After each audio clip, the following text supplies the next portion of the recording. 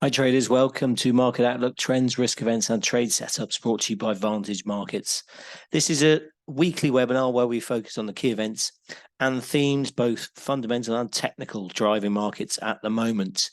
It's obviously Tuesday today, the 12th of September. As most of you will know, we usually broadcast on a Monday, and we do apologize for that. We had a couple of technical issues, but we will be back on our regular Monday slot from next week, all being well. So apologies about that. While I just let you then look at the disclaimer, I'll just run through what we hope to get through in the next 30, 40 minutes or so. As usual, we'll just check out how markets are shaping up currently. We'll look at stocks, first of all, a couple of earnings results due this week and in the spotlight. We'll also just briefly talk about Apple and its iPhone 15 launch, which is later today. We'll then look at some of the technicals around the major US indices before then just reviewing last week's main events, which include the RBA, the Bank of Canada, and also some interesting ISM US services data. We'll then briefly then touch upon as well this morning's important UK employment and wages numbers for sterling, whilst also looking at cable.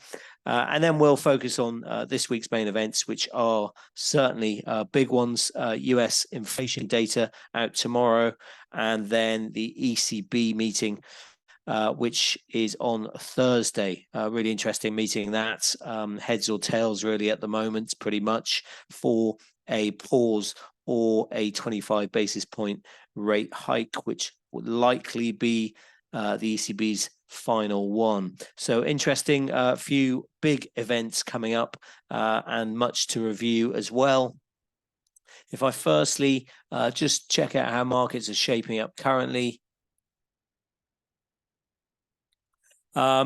Generally, equities in Asia being quite slightly mixed.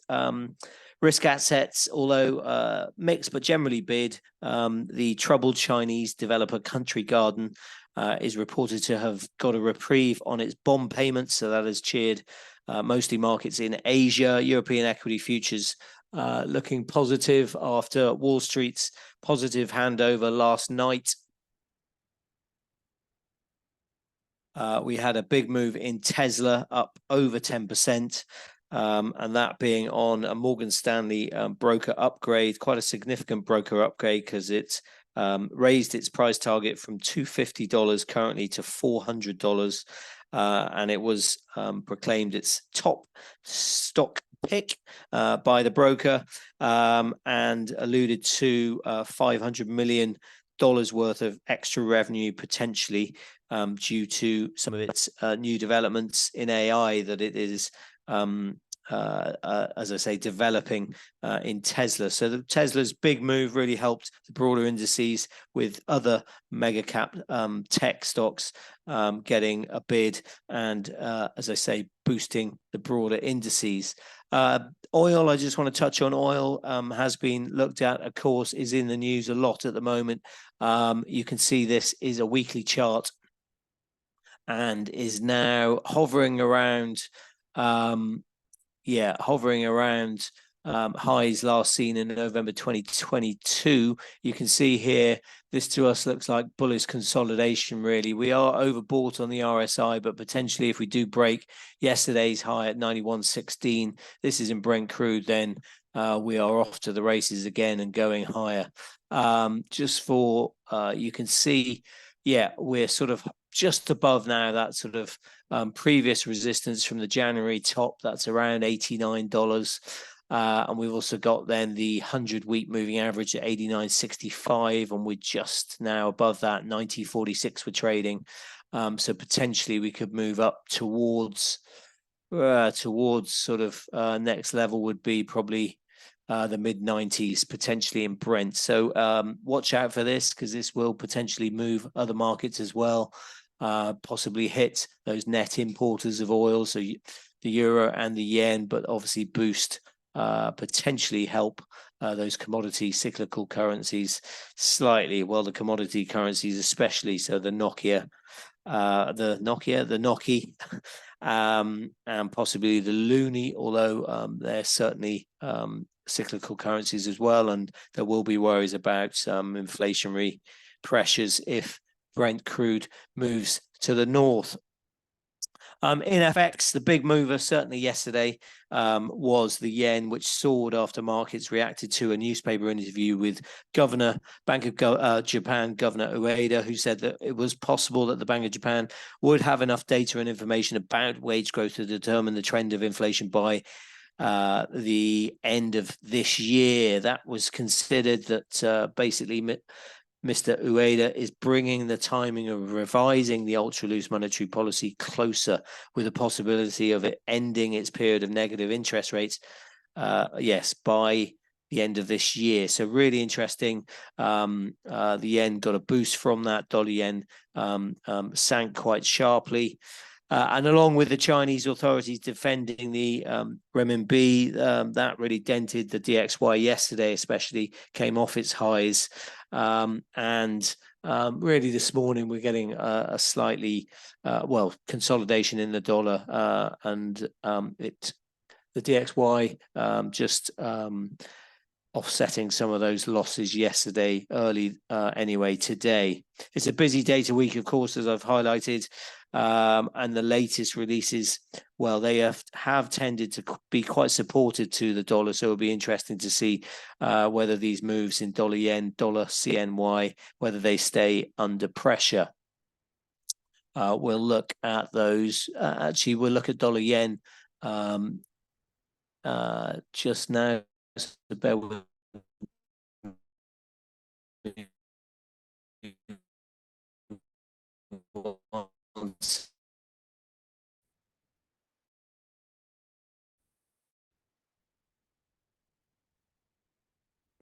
which is here. Sorry, just a slight delay there. So you can see the weekly chart. You can see where we are now, why people have been worried about intervention, of course, above 145, which is a dotted line. This is where we saw a previous intervention last sort of September, October, where the Japanese authorities spent around 60, 70 billion defending the yen. We then popped up to 150, 194, and then sort of collapsed, you can see, during and after that intervention. So really, markets worried about this intervention. Interesting with the timing of Ueda's comments out of that newspaper interview over the weekend, just sort of kind of substituting and kind of in place of physical intervention, you would think. Interesting as well, we have highlighted this on a daily commentary that really market conditions are still quite orderly, and previously the authorities, Japanese authorities, would cite disorderly conditions as being a condition for intervention, but we do not have that at present. Really, it has been quite orderly, this move higher, and in fact we sort of paused around the 145, 146 level. You can see there, just popped higher sort of last week, but yeah, paused around where's the high, 147.87. So just check out that, and you can see some sort of resistance around that level. You can see the previous highs there not being able to push above that level. So interesting whether that is sort of initial resistance for sure. And you can see that move low. We got to 145.89, so below 146. We're just hovering sort of in the meat of that main move yesterday. Yes, that's dollar yen, and something to look out for, whether there's more, whether the Bank of Japan expand on some of the comments made by Ueda, and we get other comments out of other Bank of Japan officials. So watch out for the wires for that. In stocks, we just want to highlight Oracle and Adobe, their earnings this week. Actually, Oracle announced overnight, last night. Adobe will report on Thursday, I think. Investors really will find out if the AI-driven optimism for these two software giants can be sustained. Sadly for Oracle, that came up short on license and hardware revenue, and also revenue guidance missed, as well as cloud spending sputtered, really. It did tout some of its AI cloud contracts, but that really wasn't good enough, and the stock is down, I think, around 9% after hours. As for Adobe, analyst median forecast anticipate a 9.8% revenue increase, 17% growth in adjusted EPS. while Adobe has experienced steady revenue growth due to its shift to a cloud-based subscription model. Recent trends do indicate a sort of plateauing, and analysts really remain skeptical about whether generative AI features in Adobe's content creation software will significantly contribute to growth. So just interesting pointers for the AI obvious driven optimism that we've seen in the markets, and two stocks. Well, Oracle reported already disappointed, but Adobe as well will be one to look out for. Hasn't really upset futures. Well, slightly red, futures in the red, but that is after decent moves yesterday. I said we touch on as well Apple's iPhone 15 launch today. Sadly, sort of recent challenges have cast a shadow over the event. Last week, of course, the company lost over 6% of its market value within 2 days. That's around 180 billion in market cap. That came after reports from foreign media suggested that China is tightening its restrictions on iPhones for government officials and may extend these restrictions to state-owned enterprise employees. The news is not officially confirmed, and most likely will depend on the nature of the entities and apply only to officials, probably not all employees. However, certainly the IT sector that lost more than 2% last week following that news, and certainly possibly the Apple and its suppliers could take a hit from rising competition from obviously China's Huawei. The S&P, anyway, yesterday, as I said, helped by Tesla and a load of the other mega cap tech stocks that saw the NASDAQ finish up over 1.1%, 1.19%, the NASDAQ 100 composite. The S&P finished up 0.67%. The Dow lagged slightly up, I think, around 0.25%. That comes after last week, where in a holiday shortened week, actually the S&P finished losing 1.3%, whilst the tech-focused NASDAQ that trimmed declines actually, but still lost 1.9%. Really, last week we had decent data, which meant we're on course for a soft landing, which meant interest rates potentially can stay higher for longer. If we just now look at, first of all, the S&P 500, we'll go to the weekly chart. We've still got in this ascending channel. Kind of probably should take it out, but we're sort of tracking it now on the lower side of it. We did punch up into that channel again after dipping below a couple of weeks ago, mid-August time, but then we've just sort of slightly come off it. Interesting, we've got an inside a weekly candle there, so you can see last week's candle inside the previous week's sort of high and low range. Kind of denotes just sort of consolidation up here. Top side, if we can beat 45.41, then certainly we're back up to potentially looking at 46.37, that dotted line, that swing high from back in March. Otherwise, if we do roll over, probably losing 44.14, then we're back towards looking at these previous lows from mid-August at 43.35. That's in the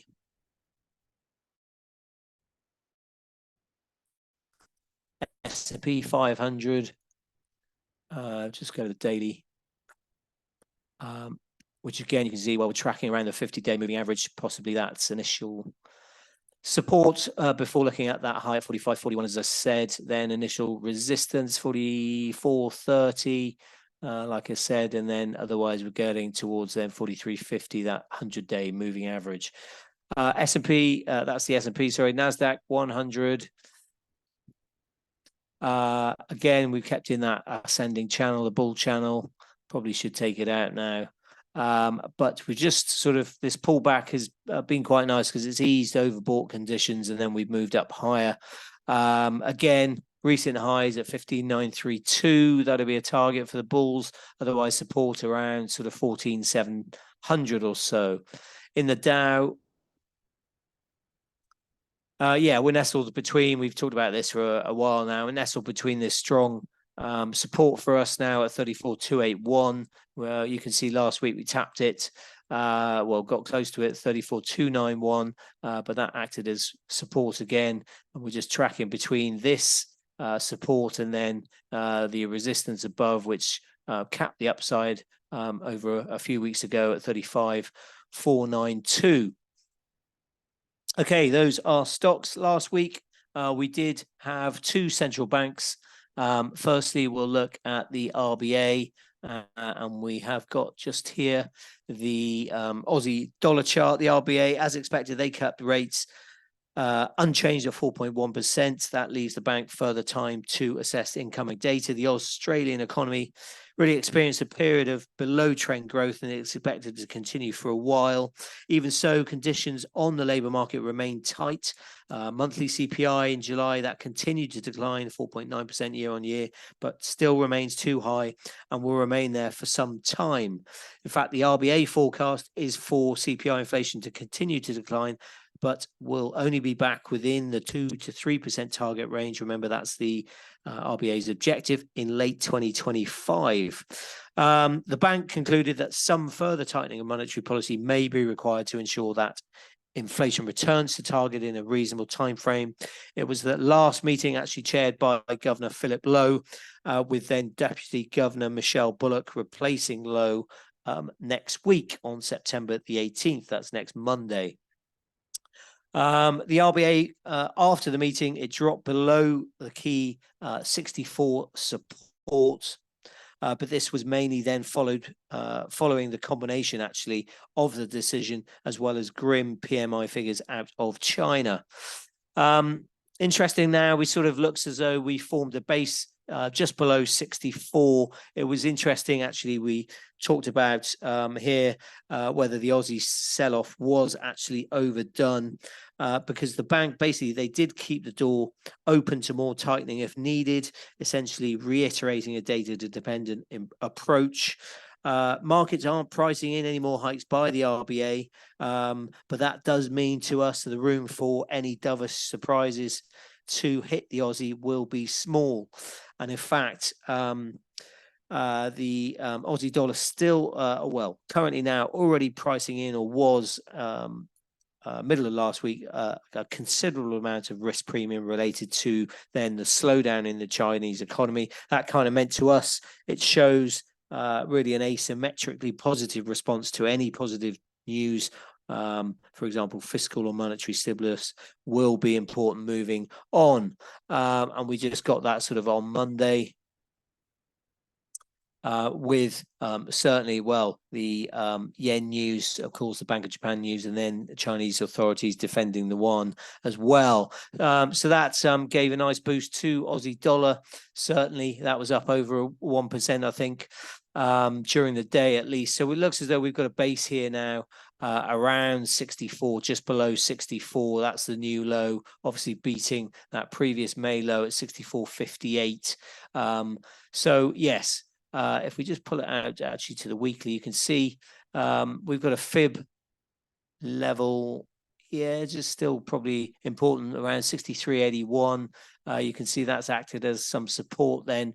And as long as that holds, then potentially we would need to go, though, to above these recent highs here from late August, early September, around 65.21.22. So we'd need to push up above there to probably change this downtrend that we've seen from those highs from mid-July at 69.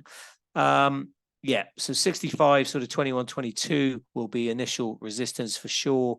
If not, yesterday's high at 64.49 if you're trading shorter term. Otherwise, you roll down and then move down below 64, and then those recent lows will be strong support, we would like to think. Okay, moving on to the Bank of Canada. They also held rates, their rates at 5%. That was as expected, although the accompanying statement noted that it's prepared to increase its policy rate further if needed. The Bank of Canada further added it decided to stand pat on rates due to recent evidence that excess demand in the economy is easing, and given the lagged effects of monetary policy, that is an important note, which certainly we think we will see with other central banks as well.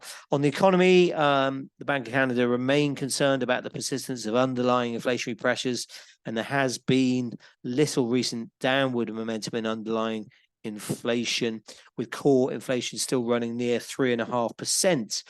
Of course, headline inflation, that did move back up to 3.3% in July, and certainly the recent rise in oil prices might keep inflation higher in the short term, while wage growth actually remained around 4 to 5%. But the pause was largely expected following other recent data as the economy contracted in Q2, reflecting a marked weakening in consumption growth and a decline in housing activity, as well as the impact of wildfires. Manufacturing PMI, that moved deeper into negative territory, and then the unemployment rate crept higher, which was acknowledged by the bank actually, as it noted the Canadian economy has entered a period of weaker growth and the tightness in the labour market has continued to ease gradually. Okay, so overall, while the bank warned that with inflation pressures remaining elevated, it could yet hike again. The key will probably be the lagged effects, as we said, of policy tightening that will increasingly weigh on an economy that is already showing some cracks. Dollar CAD, then the loonie, you can see we've got the 136.67 resistance line, dotted line in there. You can see this nice upward channel with the dollar powering ahead. Of course, the loonie quite weak, even though oil prices have been rising. Of course, risk sentiment is also highly correlated, the S&P highly correlated to the loonie, and that has been quite subdued recently. CAD has been struggling. Dollar CAD moving up towards that resistance line, 136.67, struggled above there, and then we just moved lower, although we're still just about in that in this bullish channel from really from the lows in mid-July. So as long as we keep in that, then potentially we're looking towards, you can see those easing of overbought conditions. So potentially that's a good sign for moving higher. If we do lose probably yesterday's low 135.60, then potentially we roll down towards then these lows around 135, with that 200-day moving average at just below here, 134.65. Okay, that is the Bank of Canada. We also had ISM data. I said ISM services for August. That was, I mentioned, really decent report, hot report across the board, really highlighted the headline rising to 54.5, previously 52.7, above the expected 52.5. Elsewhere, details were strong, business activity ticked higher, new orders and employment lifted, and as well, the market really took the data as a signal of renewed US consumer inflation risks as well, with prices paid, I think, going higher to note. However, just one thing should add, it seems businesses are increasingly finding it difficult to pass those cost increases on. That means the impact on CPI inflation could be negligible, or at least more slow to come through. We also had, aside from those good ISM services, jobless, weekly jobless claims, that as well, they slowed. So that tempered the idea of further cooling in the labour market. Okay, just let's go to today's data, actually, UK employment and wages. Just bear with me 1 second. I've just pulled up, this is cable, of course, sterling against the dollar. So just checking the unemployment rate in that data today, really important for the Bank of England next week. Unemployment rose to 4.3%. That's in line with estimates, while average earnings, they rose 7.8%, also in line with forecasts. The prior report saw an unexpected jump in the unemployment rate to 4.2% from 4.0%. While wage growth remains stubbornly high at 8.2%, with the caveat that total growth rate was affected by the NHS one-off bonus payments made in June. So interestingly, the wages figure today, that jumped to 8.3%, so 0.3 above the estimates at 8.2%. But looking in the detail, I know that some economists do think these numbers are slightly more dovish than they look at first glance. So at the headline level, that regular pay growth stayed at 7.8%, as I said, so no surprises there. But in the detail, if you strip out the public sector, then private sector pay barely increased in level terms between June and July. And if you look then at the alternative wage measure based on payrolls, that actually fell in level terms for the second consecutive month. So certainly it's only one data point, but it does possibly point to potentially not being as hawkish a sign as the headline points to in this wage data. Interestingly, if we look at cable, you can see it popped higher on the numbers. That was 7 UK time, up to sort of above 125.30. You can see that spike high there, but now we are lower, although some of this is certainly because of the dollar strengthening as well. Yeah, I'm just checking whether that's the case, and it is. So for cable, or just actually before we look to cable, just other data then for this week, we do get growth data, GDP data for July. That's published tomorrow. The upcoming release will probably likely show the economy is sluggish, but not sliding into recession. June saw surprisingly strong growth, including a huge increase in manufacturing production. But that surge, which was highly unusual outside of the COVID period, seems like an anomaly. And so expect some retracement in July. Again, we should point out the recent ONS revisions to growth, which showed the UK economy had returned to pre-pandemic levels much quicker than thought. So possibly this backward-looking data, of course, GDP is, and potentially, of course, we're more focused on wage growth, on inflationary numbers than growth backward-looking figures, as I say, and then possibly the market will check out the revisions to come as well. Regarding policy anyway, for the Bank of England next week, just touching upon that, we have seen a scaling back in hike expectations previous to those wage growth figures, as the Bank of England's own communication suggested a shift in favour of a higher for longer rather than a higher peak sort of stance. We did hear from the Bank of England Governor Bailey, who said the bank is nearer to the top of the hiking cycle. He said that inflation recently has dropped, and he indicated that recent indicators are signaling that the fall in inflation will continue. Bailey also added that a substantial amount of transmission still has to come through, as this process has apparently has longer lags than initially expected. Again, that lagged effects of all this monetary policy, which is still yet to be felt in the system. We also had the Bank of England's own decision maker panel survey, which added a dovish theme that showed a widespread drop in inflationary pressures. So now there's around 16 basis points priced in for the September meeting. That is above a 60 to probably around a 70% chance, I think, of a hike next week. And then there's around 35 basis points to a peak, which means I think that's probably a bit higher now. So it's probably around 40 basis points to a peak, including the 25 basis points next week. So a peak around 5.7% or so, I think now. I'm just checking where we are. Certainly, the September rate decision will hinge on a number of key variables. So that is that wage growth data we've seen today, but then also we do get services inflation CPI report out the day before the meeting next week. We get that data next Wednesday. Then the Bank of England meeting is next Thursday. Okay, we've run through the cable chart there as well. So let's now move on to other data this week. It's certainly a big week for US data. We get the last major reports ahead of next week's FOMC meeting on Wednesday.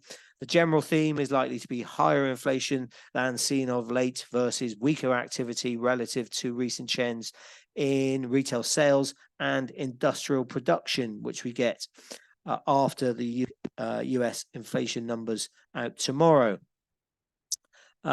Remember, Fed officials are now in the blackout period, but they are kind of probably seemingly of the mindset that they will likely pause hikes again, 90% priced plus, and then reevaluate in November. And that is currently priced at around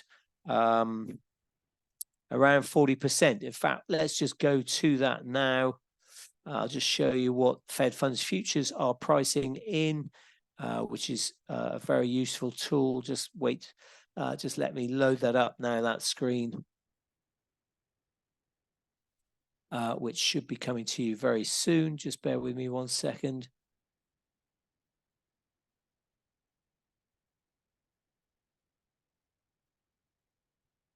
Which is here, so hopefully you can see this now. Yep, here we go.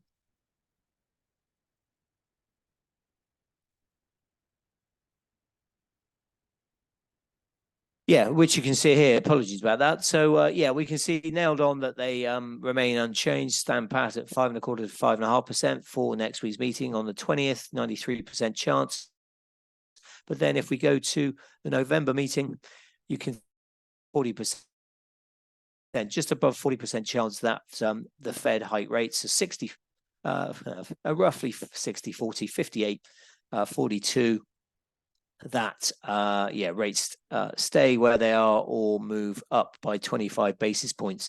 I think most important is with some of this data, we've been oscillating really between what happens in 2024, mid-2024, with sort of softer data pushing out, well, bringing forward rate cuts towards sort of May time, whereas when we've had stronger data, then those rate cuts have been pushed out towards July and beyond. So that's sort of where we are.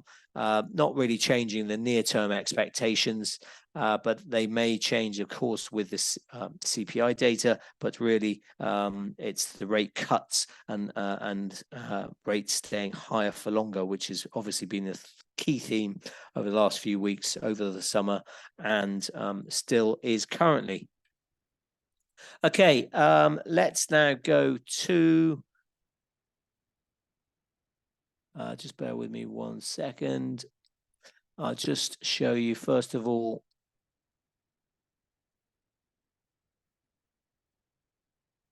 yeah, preview of certainly of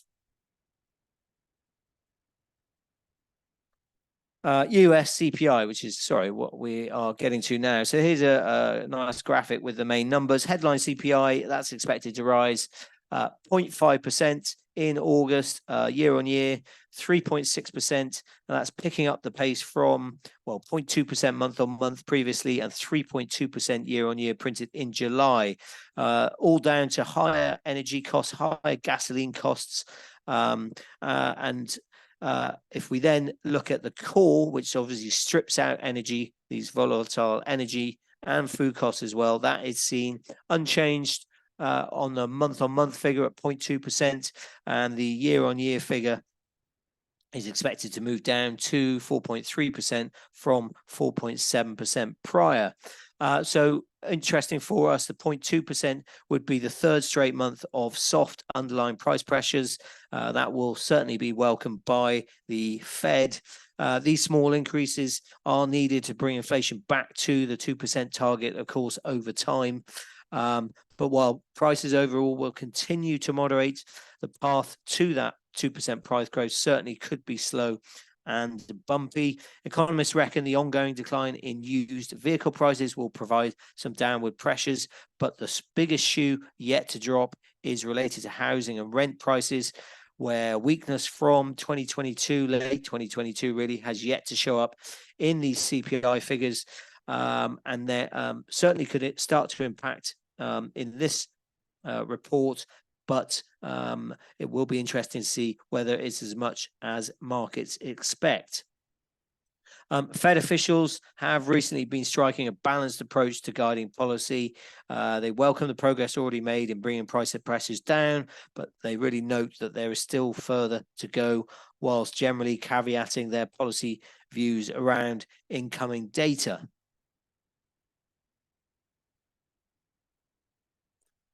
Just before we get to the ECB, yes, so that's really US CPI. Certainly a stronger number will boost those rate expectations, probably pushing them towards 50% for November. We think September is nailed on, as we said, towards the Fed standing pat, but November, certainly those sort of odds of 40+% could move up to sort of then a coin toss bet, so around 50-50 potentially, but that would certainly sustain the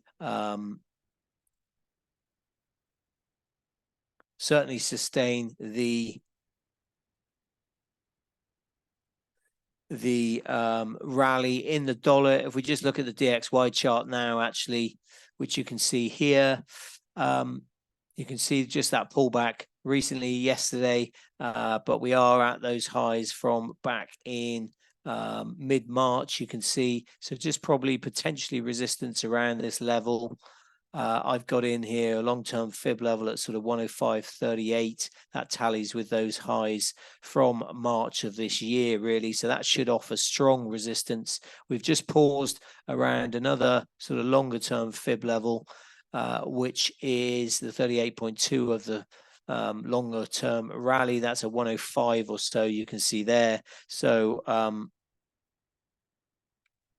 yeah, that is resistance at the moment on the DXY, and we've just turned lower, but it has eased overbought conditions that you can see there. So potentially, if we do break above 105, then certainly we think we've got resistance around these sort of March highs around sort of the 105.50 area. Then would be next resistance on the DXY. Yeah, that's that. Okay. Also, probably touch on US retail sales. We briefly mentioned they should just be about in positive territory, plus 0.2% expected. Remember, this is a value figure, so higher prices in gasoline, for example, will help the numbers. But certainly there are concerns. Weaker numbers going forward will feed through in the data due to, well, savings being exhausted and also student loan repayments restarting, all kind of adding to financial stresses for households. Okay, yeah, we've touched on the dollar there, the DXY. Interesting. Yeah, we've obviously seen this resilience in the US economy, and certainly as well, we've seen weakness elsewhere, of course, in China and Europe. That has helped with interest rate differentials moving wider. And certainly then all eyes will turn to the ECB meeting, which is obviously on Thursday. So just bear with me 1 second while I just pull up the next graphic for you guys, which is here. Here's all the numbers, well, the main numbers anyway, for the ECB meeting on Thursday. Of course, fresh policy decision, risks surrounding what they may do appear to be really quite finely balanced. The market is pricing, yeah, around a 40% chance that they deliver a rate hike of 25 basis points. That would take the deposit rate to 4%. As you can see, that would be the 10th straight increase, and that would mean 450 basis points of tightening, all in from last year. Interesting, slightly less than half of the consensus analysts expect a 25% hike, basis point hike, with the rest seeing the ECB stand pat, of course, on the deposit rate. Just got a few numbers in here. Just as a recap of the July meeting, President Lagarde noted that the September meeting will be based on the data, and the governing council is open-minded. Since July, Q2 quarter-on-quarter growth was revised lower to just 0.1% from 0.3%, whilst more timely survey data saw the Eurozone PMI, composite PMI that is, in August fall to 46.7 from 48.6. That's this figure here, the accompanying release noting that the disappointing numbers contributed to a downward revision of the GDP nowcast, which stands at negative 0.1% for the third quarter. So really quite a grim outlook, depressing data, negative outlook, as I said. Furthermore, of course, interest rate increases are clearly will have an impact on lending in the Eurozone, and that has been seen in bank lending to the private sector, which is, well, in July was at just 1.6% year on year. The problem is, of course, the big but is the fight against inflation. That is far from being won. August HICP held steady at 5.3% year on year, but the core still elevated as well at 5.3% year on year. This really puts the ECB in a bind of needing to be, of course, cautious in the face of slowing growth, but of course not conveying a sense of complacency over inflation.